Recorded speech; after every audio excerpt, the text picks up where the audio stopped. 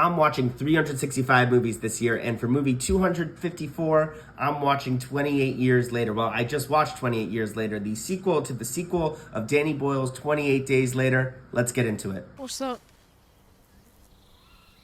Soon it's a brick, but for a few more moments it's something like a radio, but with photos.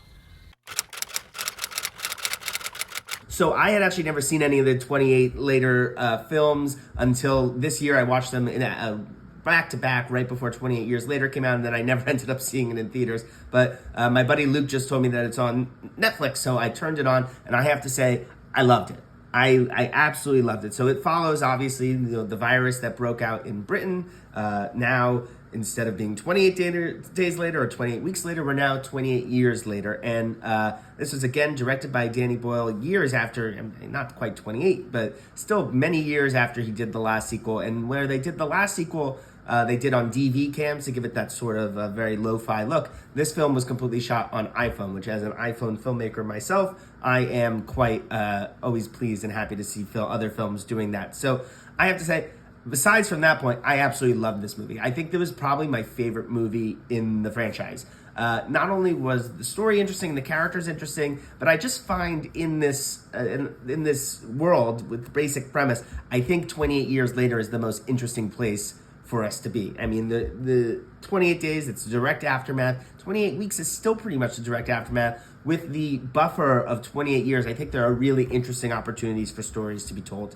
And that's exactly what Danny Boyle is doing. I actually recently read that 28 Years Later, the one that I watched tonight, is actually not just the third in a trilogy, but will be a trilogy in itself. There will be 3 28 Years Later movies. I think they're all kind of standalone, but maybe the ending of this film maybe leads me to believe otherwise. But you let me know in the comments if you know more than me. I just really found this story. I mean, obviously it has all the great things that a 28 Later film has, with the action and the gore and the rage, if that's your sort of thing. But for me, it was really just the world.